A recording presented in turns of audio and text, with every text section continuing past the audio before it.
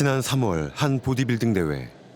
청렴서약서 MBC 코리아의 수석 심판으로서 정직하고 투명하게 추후에 거짓없이 심사에 임할 것을 선수 여러분과 관객 여러분들 앞에 맹세합니다. 심판 여러분들 인사.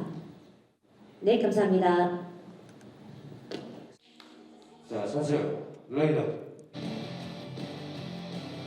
이 대회는 국내에는 얼마 없는 내추럴 보디빌딩 대회로 손꼽힙니다. 일반적인 대회와 다른 점은 이른바 내추럴을 전면에 내세웠다는 겁니다. 보디빌딩계에서 내추럴은 약물을 사용하지 않는 선수를 뜻합니다.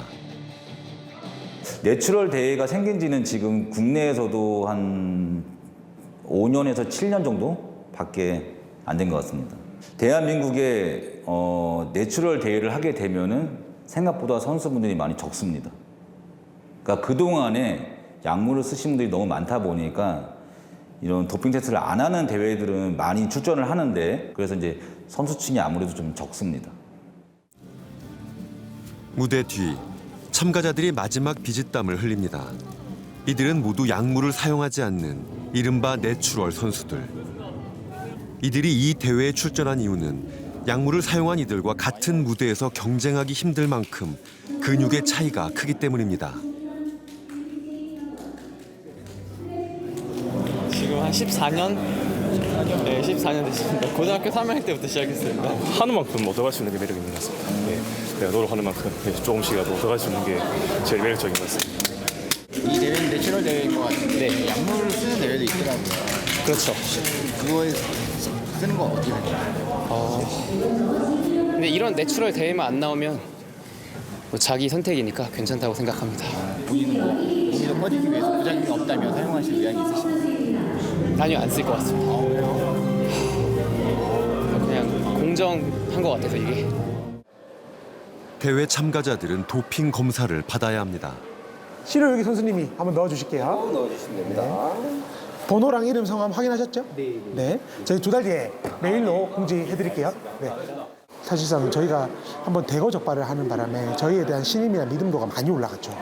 네. 여기서 저희 이제 스태프들에게 와서 소변 검사를 직접 받고 그리고 이제 집으로 귀가하는 시스템이고요. 저희가 그 받은 소변은 그날 당일 저희가 바로 이제 사설기관연구소로 이동을 시켜서 이제 검사를 진행을 하고 2달 뒤에 선수들한테 메일로 도핑 검사 결과를 진행을 하고요. 첫 대회 때 그리고 두 번째 대회 때까지는 저희 대회에서도 약물 사용자가 검출이 많이 됐었습니다. 그래서 총합 한 30명 정도 연구 박탈을 제재했었는데 내추럴 선수만을 뽑겠다 했지만 매년 도핑 적발 선수들이 속출할 만큼 약물은 널리 퍼져 있습니다. 약물을 사용하게 되면 아무래도 우리가 100m 달리기를 했을 때 20m 혹은 30m 앞에서 먼저 뛰는 거랑 같은 거죠. 조금 더 빨리 몸을 만들 수 있고 더 좋게 만들어줄 수 있는 거는 약물의 힘이 있긴 하지만 이들이 주로 사용한 것은 아나볼릭 스테로이드라고 불리는 약물. 동물의 고안에서 추출해 합성한 남성 호르몬의 일종입니다. 단백질 합성을 촉진해 근육 성장에 도움을 주는데 단기간에 큰 효과를 볼 수 있어 과거 기적의 약이라고 불리기도 했습니다. 1950년대 미 FDA가 사용을 승인하면서 수많은 보디빌더들에게 선풍적인 인기를 끌었지만 스테로이드의 부작용이 알려지면서 올림픽에서는 사용을 금지하기 시작했습니다. 74번 오세영 선수입니다. 축하드립니다. 이른바 좋은 피지컬을 겨루는 무대. 약물의 도움으로 근육이 늘었다면 공정한 경쟁이라고 볼 수 있을까? 저도 한 13년도, 14년도에는 솔직히 약을 써볼까. 그때 당시에는 승부욕이죠. 나보다 몸이 더 좋아지고 매년 선수들은 체급이 올라가는데 저는 지금 70kg, 75kg급을 계속 준비하고 있는 게 벌써 8년째, 9년째인데 체급을 못 올리고 있는데 다른 선수들은 1년에 한 체급씩, 2체급씩 올라가는 걸 봤을 때 나만 뒤처지는 것 같고 왜 나는 체급을 못 올리지? 이런 생각을 되게 많이 하거든요. 스테로이드를 사용하면 더 많은 중량을 들 수 있게 되고 운동 후 피로 회복 속도도 빨라집니다. 지방도 빠르게 줄어들어 선명한 근육질 몸매를 만들 수 있습니다. 노력을 덜 하고도 더 큰 결과를 얻을 수 있는 겁니다. 보디빌딩은 약물 때문에 스포츠라는 인식에서 벗어나 버렸거든요.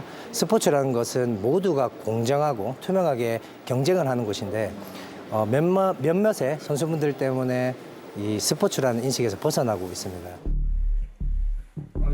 우리는 어렵게 약물을 투약 중이라는 현직 헬스 트레이너를 만날 수 있었습니다. 운동할 시간은 제한적이고 좀 시간이 없기 때문에 제가 이 몸을 유지를 하려면 어쩔 수 없이 계속 사용을 하고 있는 상황이고 1년만 맞다가 끝났어. 그러면은 그 운동 시작 이전보다 보면 도움이 더 구려질 수 있어요. 그래서 다시 계속적으로 맞을 수밖에 없는 상황이 되는 거예요. 그래서 오남용이 되는 거고 끊을 수가 없는 거예요. 처음에 시작을 하면. 의사의 처방 없이 그것도 고용량을 15년째 투약하고 있다는 남자. 병원에서 처방하는 정도에 60배 정도 된다고 보시면 될 것 같아요. 피검사를 주기적으로 하거든요.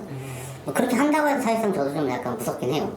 이게 언제 나타날 수 있는 부작용인지 사실상 알 수가 없기 때문에 그래서 저 같은 경우는 이 영양제들은 다 챙겨놓고 있는 상황이죠. 병원에서 맞을 수 있는 황탄화, 모든 황탄화는 다 맞고 있어요. 뭐 백옥 주사라든가 뭐 신데렐라 주사 이런 것들이 따로 제가 이제 구해서 집에서 혼자 놓고 있죠. 지난 88 서울 올림픽 당시 세계 신기록 보유자 칼 루이스와 벤 존슨의 대결을 기억하실 겁니다. 치열한 접전이 예상됐지만 벤 존슨은 세계 신기록을 세우며 칼 루이스를 여유 있게 제쳤습니다. 하지만 새로운 육상 스타의 탄생은 3위를 넘기지 못했습니다. 도핑 적발로 금메달을 박탈당한 벤 존슨이 사용한 것이 바로 아나볼릭 스테로이드입니다. 안전 요원들까지 뒤엉켜 큰 일반인들의 90%는 이 약물이 무슨 부작용이 있는지 모를 거예요. 아무것도. 네, 대개는 딜러들이 이제 추천하는 대로. 지금은 딜러들은 다 텔레그램 이용해서 지금 거래를 하고 있어요. 선생님 생각하시는 것보다 이 시장이 되게 커요. 마약 시장보다 더 클 수도 있어요, 이 시장이. 스테로이드는 누가 어떻게 유통하고 있을까? 인터넷 포털 사이트에 스테로이드를 검색하자 판매한다는 이들을 쉽게 발견할 수 있었습니다.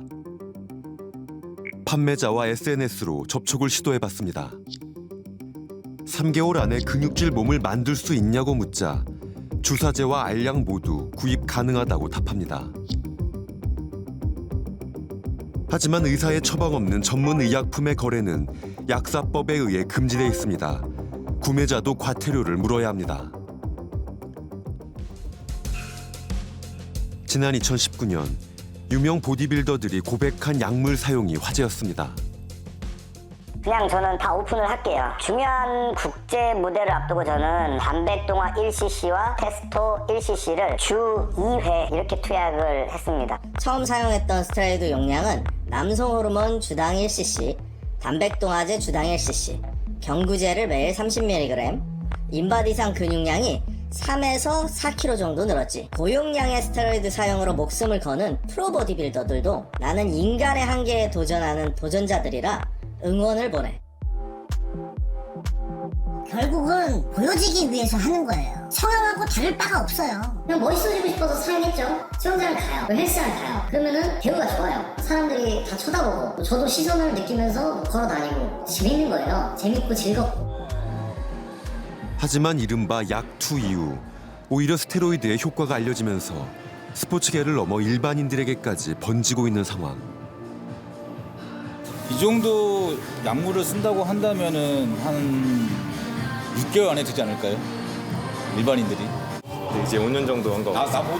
저도 뭐 바뀐다고 생각은 하는데 이제 사람 욕심이 끝이 없다 보니까 계속 그냥 더 좋아졌으면 하는 그런 바람이 좀 있습니다. 일반 회원에게 스테로이드를 권유하는 트레이너까지 등장했다고 합니다. 이제 몸을 많이 잘 만들어야만이 외부적으로 저희가 홍보할 수 있잖아요. 바디 프로필을 찍어가지고 뭐 이런 몸을 만들어 드릴 수 있습니다. 근데 그런 과정에서 부작용이 없다. 이게 단정 지어버리니까 회원들은 그걸 또 믿고서 그냥 복용을 했는데 거기에 대한 부작용은 엄청나게 큰 거죠. 수많은 대회를 휩쓸었던 13년차 보디빌더 오성진 씨. 요게 옛날에 그랑프리라고 해가지고요. 여기서 이제 1등끼리 붙어가지고 거기서 1등을 하면 주는 거예요. 오버롤이라고 해가지고. 그도 과거 스테로이드를 투약했습니다. 약물 사용 선수와의 경쟁에서 지고 싶지 않다는 마음에서였습니다. 이후 수많은 대회에서 트로피를 손에 쥐었습니다. 하지만 그 선택은 상진 씨의 몸과 인생에 돌이킬 수 없는 상처를 남겼습니다. 운동 모임 같은 데 이제 딱 전문 선수를 만났는데 이제 거기에서는 내추럴로 이렇게 하기 힘들다. 전문적으로 해보지 않겠느냐. 그때 처음으로 이제 약을 접했죠. 처음으로 2등을 했어요. 약 하기 전에. 2등을 했는데 이제 1등 모임들 크고 막 이러니까 거기서 이제 욕심이 나니까 그때는 와 진짜 젊은 혈기에 너무 올인이 돼 있다 보니까 죽어도 좋다 막 이런 마인드로 그냥 약이 무서운 건 알고 있었지만 죽어도 좋다 이런 마인드로 찾아가서 제가 직접 약을 맞은 게 아니라 거기에서 이제 놔줬어요. 약물 사용 후 스스로의 한계를 뛰어넘는 경험을 했습니다. 하지만 압도적인 변화엔 대가가 따랐습니다. 제가 몸무게가 80kg인데 체중 거의 3배 가까이 들었어요.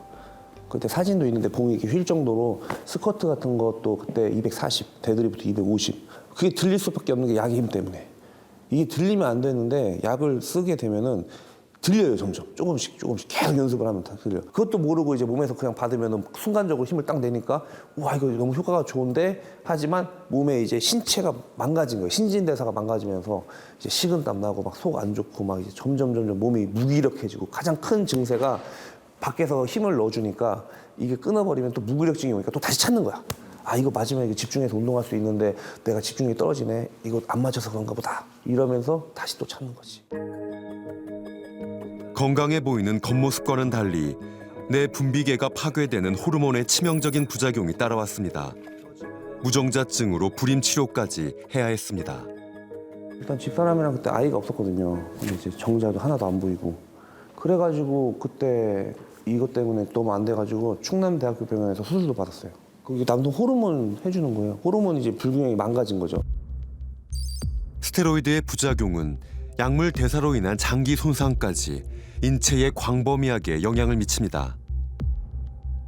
미 FDA는 아나볼릭 스테로이드의 부작용을 꾸준히 경고해왔고 오남용을 막기 위해 아나볼릭 스테로이드 관리법을 제정해 사실상 마약류로 취급하고 있습니다.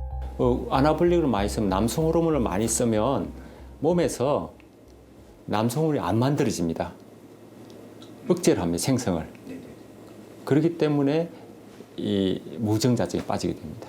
또 그다음에 심장 내에 심장이 변형이 되기 때문에 심장 내 전류 흐름에 왜곡이 됩니다. 그러면 쉽게 심장마비가 많이 걸리고요. 수많은 해외 유명 보디빌더들이 스테로이드 남용에 의한 심혈관 질환으로 젊은 나이에 목숨을 잃는 일이 속출했습니다. 지금 공구연이 딱 정해져 있어요. 업자들이 판매를 하면서 카페에서요. 몇 주 이상 얼마 이렇게 써라 이렇게 말을 하지만 그렇게 쓰면 안 돼요. 절대 쓰면 안 됩니다. 뭘 주면 이게 뭔 약인지 이거 이렇게 다 알아야 되는데 그걸 모르고 먹는 경우도 있고 특히 젊은 애들은 알약은 거부감이 없잖아요. 주사 바늘이 아니니까 그냥 탁 먹으면 끝이잖아요. 근데 이제 젊은 사람들이 너무 공공연해졌죠.